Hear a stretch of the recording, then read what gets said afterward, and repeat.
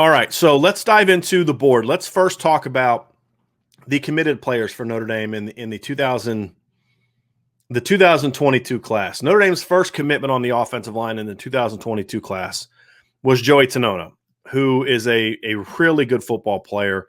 Here's the interesting thing about Joey Tanona.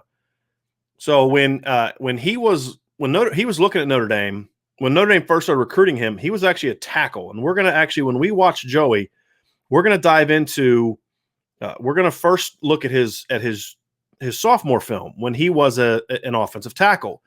And I liked him. I thought maybe he might be a better interior player, but I thought he did some things that could allow him to be an offensive tackle, and I still kind of believe that. He was a guy that I looked at and said, "Hey, I think that guy could be a really, really good interior player, but he's got some tools to work with as an offensive tackle," and we're going to dive into that. Then as a junior, he moved into center, and he was excellent. So even as a tackle, I like Joey Tanona. And I think that's an area where you could say, hey, if there's a need for another tackle in the class, Joey Tanona, part of the value that he brings to this class is I truly believe he can play all three positions. And by three, I mean center, guard, tackle, not necessarily left and right, right inside and then center. Just center, guard, tackle. And he is to me, that is very important. He's a guy that ranks as the number 141 player in the country by ESPN. And then all the way down to number 201 by Rivals. What I like about Joey Tanona, again, that factors into this is ESPN ranks him as the nation's number 1 center. 247 Sports ranks him as the nation's number 16 offensive tackle. And Rivals ranks him as the nation's number 6 guard. So all three services rank him on 3 completely different positions, which I think speaks volumes to the versatility that Joey Tanona brings to the offense. So let's talk about Joey. And Joey's a big, strong kid already. He's a guy that I think can add another 10 or 20 pounds of good weight, but he's already a big, strong kid. He's kind of what you'd expect. If we're going to talk about stereotypes, he's a guy that you kind of expect to see from a big Midwestern offensive lineman. And so let's dive a little bit into this. Now, remember, this is Joey's sophomore film. And so this is him playing offensive tackle. So let's dive into that here real quick and take a peek at what Joey Tanona brings to the table. He is the left tackle. He's number 79 in the team with green uniforms. So let's talk about Joey Tanona and look at what he does. You see nice long arms is the first thing, a big kid. So he's got good quickness out of the stance. It's the first thing you look at. But his footwork's a mess, as you'd expect kind of from a sophomore. Okay, now that's what I call being a waist bender. So you want to talk about that? Watch, he doesn't bend his knees. When he lunges into the guy, he's lunging from his waist. He's moving his upper body, but he's not bending his knees. Now, the good news is he's so strong that he can still just throw that guy to the ground. And that's something that I really like from him. So he's able to recover and just throw that guy to the ground, which is important. He's got that country training. And again, this is him as a sophomore when he's only about maybe 270 pounds. This is good quickness off the ball right here. Good coming out of his break. He's a little high. Not great foot speed, and this is one of the things you look at and say, this is why I felt he was probably a better interior player. But the other thing is you look and say, okay, is he not getting out there as quickly because he's not quick, or is it a footwork thing? So if you watch Joey here, okay, so I want you to watch something on this film, okay? The first thing I want you to do is you find out, look what he does with each of his first 2 steps. What you're going to find is this is why you have to say, okay, a guy's not quick, or a guy doesn't get outside. So the first thing you ask yourself is he not athletic, or is it a technique problem? And with Joey, as you're going to see here, this is more of a technique problem. So as you're going to see here, his first 2 steps are simply picking his first step is he's drop stepping here with his left foot. This is not what you want. And his near foot, he just turns. So his first 2 steps, he doesn't gain any ground whatsoever. But he recovers because I do think he has decent foot quickness. So he's able to recover. And then, of course, you see his strength to go win at that point in time. So that's a very impressive play there by Joey. Base is a little bit too wide out of his stance. See good power, good toughness. This is what I'm talking about. You see strong hands. Watch him kind of shock this kid. So as soon as he gets his hands on this guy, and this isn't even great technique. As soon as he gets his hands on this guy, and this is an undersized player, but he just rocks the guy back. The guy's on his heels. That's a lot of power right there. Again, it's not the kind of guy he's going to be facing in college, but you can see some really good tools there. You see it here too. This is a little bigger defender. He's able to kind of knock the guy's upper body back. You see that guy kind of bows his back a little bit. That's what you're looking for. Now here he doesn't work his feet through contact. That's something that I would correct if I was his offensive line coach. He loses the angle. That's an effective high school block. That's not going to be an effective college block. So he plays a little high, but he's a strong kid, and that's the thing you like about it. He just has to learn to bend at the knees a little bit.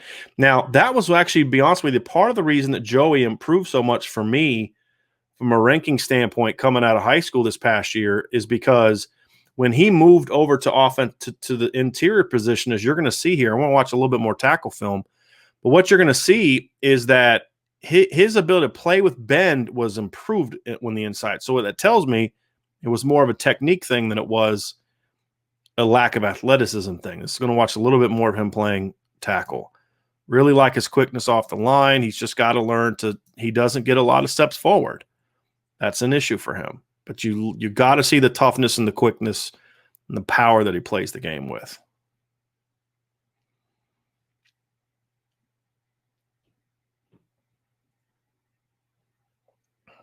Strong kid. Moves well in space.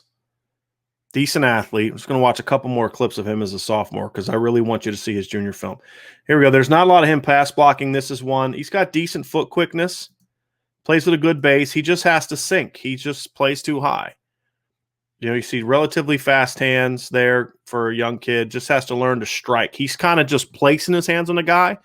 One thing Joey has to learn to do is to strike. Use his hands as a weapon.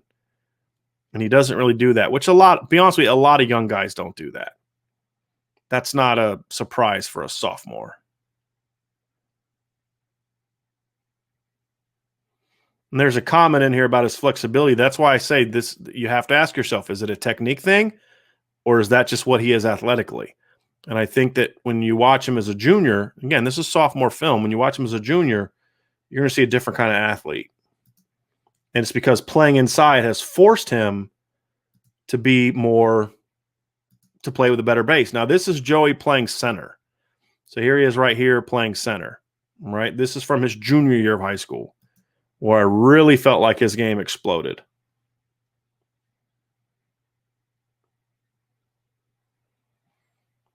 You can see he's got a little bit more weight on him, a little bit more lower body power.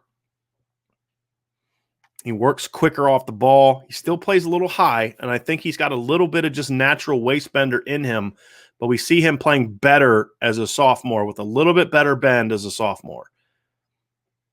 Or excuse me, as a junior. Base is a little wide as well. See that? He's got, to me, that's good foot quickness right there. That's getting out of your stance. The issue I see, however, is, again, look at the stance. He's got such a wide split there that his first step is basically to reshift that weight and then gain ground, which is going to slow him down from getting to the target. But that's not a foot quickness thing as much as that is a technique thing. There's a little bit more film of him as a sophomore or as a junior. That's a big boy they're moving off the line. So that's him getting to the second level. Again, he's just got to learn to play a little with better pad level. And that's one of the things that keeps him from being a top 100 player and keeps him as a borderline top 150 guy as opposed to top 100 guy. Is that question mark that I have there about, is he a natural waist bender? That's a punch right there. I like that. Again, that's not going to happen in college, but I like the attitude. I like the toughness he plays with. There's what I'm talking about, playing a little bit better base out of his stance. And then as he starts to engage, watch him. He narrows his feet, but he's crushing the guy, but he's going to have to learn to keep that base.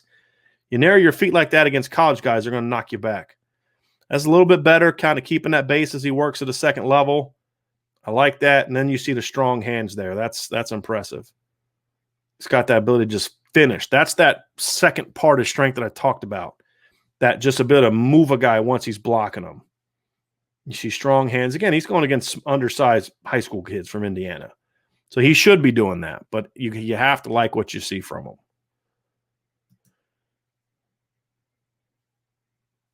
And by the way, Zach Rice is not 280 pounds. We'll get to that here in a little bit, but he's not 280 pounds. He's closer to 300 pounds. All right, so see a little bit more of Joey Tanona, and then we're going to move on to Tai Chan. We're not going to spend a lot of time on Tai Chan because we only have sophomore film. It's not great film, and but we'll talk about Tai Chan.